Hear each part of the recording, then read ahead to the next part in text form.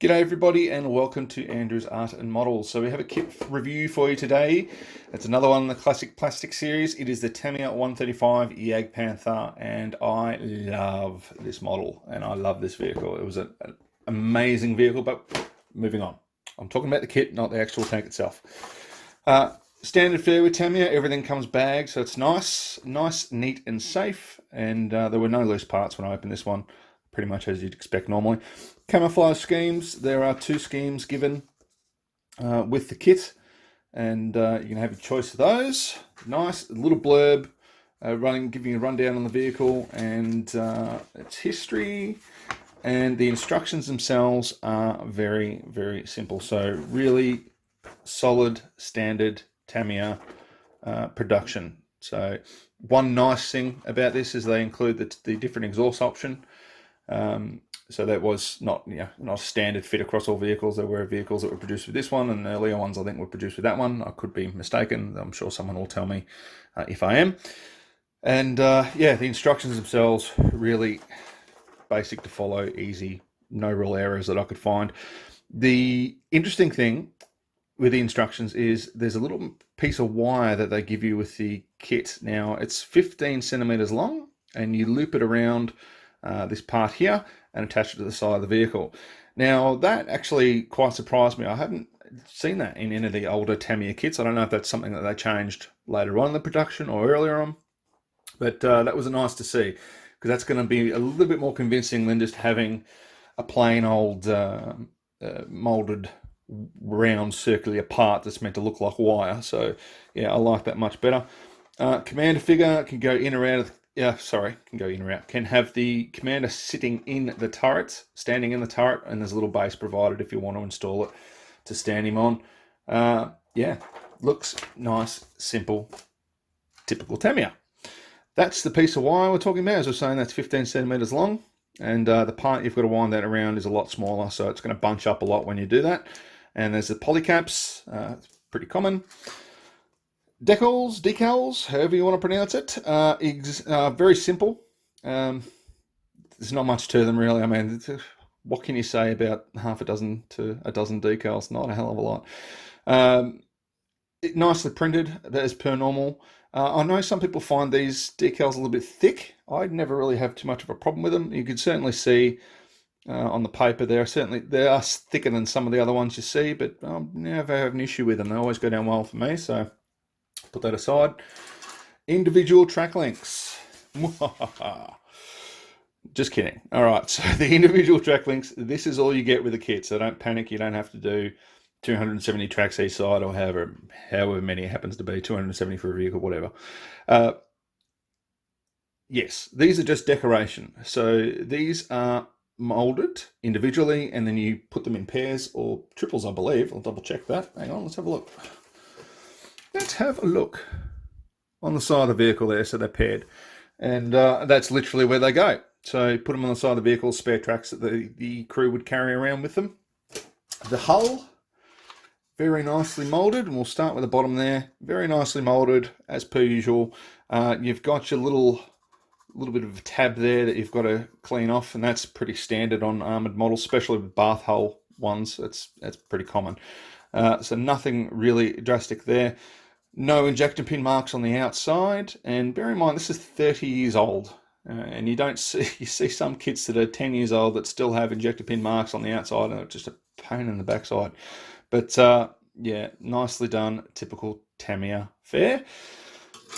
Top of the vehicle, nice, simple, no flash, no sink marks that I could find. It is a lovely little vehicle. There's a tiny bit, now that I've said no sink marks, there's a tiny little bit you'll find at the back here. But that shouldn't be too hard to correct. But over the rest of it, no, nothing, nada, zip, bupkis, diddly squat. It is really nice. One tiny annoying thing, and this is just because these are molded in place, is the injector pin marks behind the guards there. So they will be mostly hidden by the tracks anyway. You're not really going to see them, but if you're a perfectionist and it's going to bother you because you know they're there, then by all means fix them. Other than that, what more can you ask for? Lovely, lovely, lovely. Road wheels. So 2 sprues for the road wheels. Once again, detailing is nice. The detail on the dry sprockets is probably a little simple.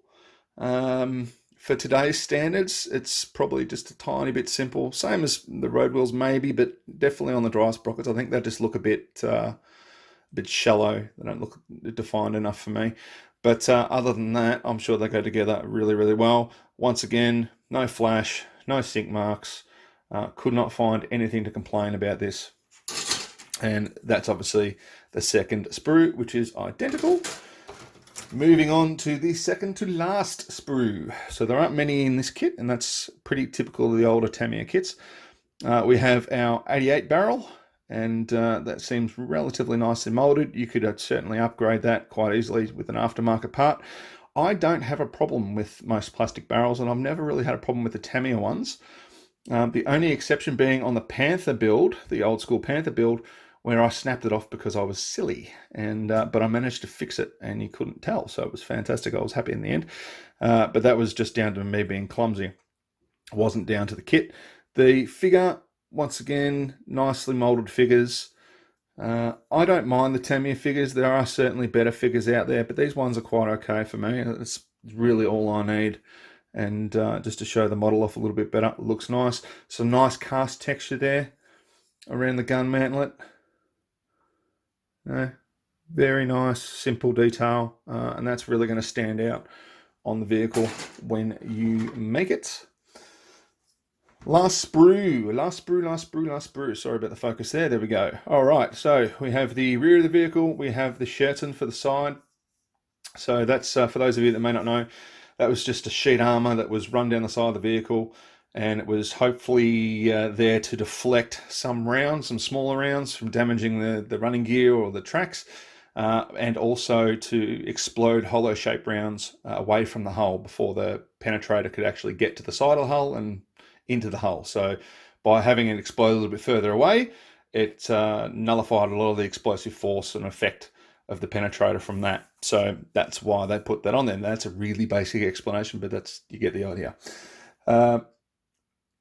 Fans for the rear deck, the later model Panther turret, which is quite interesting. So obviously this is shared with the Panther G kit that they've got out there.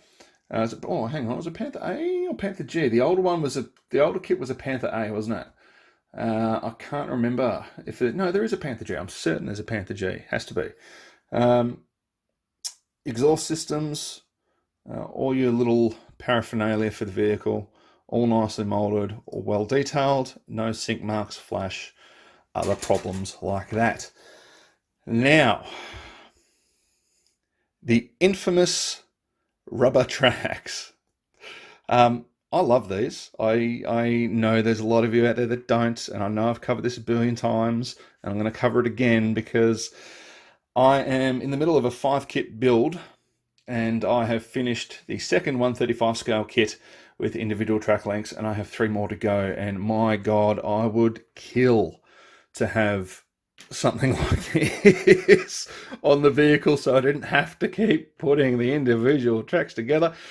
It really is, for my taste, it really is unnecessary. Sometimes I actually enjoy it, and I'm sure there's plenty of people out there that love the assembly part a little bit more than I do, and that's neither here nor there, but you get the idea. There are some marks on these, which I found interesting. I don't know what they're from, but on the reverse, if we show you, you can see that's where it would have been injected from the machine, so into the mold. So what that mark is, I'm not entirely sure. It's probably worth just giving it a bit of a clean, just in case it's a release agent or something, but I've never had an issue with Tamiya kits and needing to wash them prior to, so I don't know, but I also don't recall seeing that before either. But I am happy they are there. They are going to save me a lot of work, and we'll just take these out here so we can finish up. And pretty much upside down, done. There we go. Tamiya 135 Jagdpanther late version, really, really nice. Loved it. If you're looking for a good starter kit, once again, Tamiya, can't beat them, I don't think. for simplicity with starting with models. These are great little kits. It'll go together like a dream. And yeah, fantastic. If you're new to the channel, please like, share, subscribe. Don't forget we have the monthly model kit giveaways. And we are also doing a premium subscriber giveaway for 2020. May extend it next year, but we'll see how we go. So 2020. And that is, I'm making one kit per month, and the winner of the premium subscriber giveaway can choose either the built kit or the model kit out of the box as their prize. So that's an interesting one. And check out the description below. I'll have the kits available in there. But enough of that. Get it. Definitely get it. Looks like a great kit, and I can't wait to get these other builds out of the way so I can build something like this. It's fantastic. Thanks for watching, and we'll see you soon.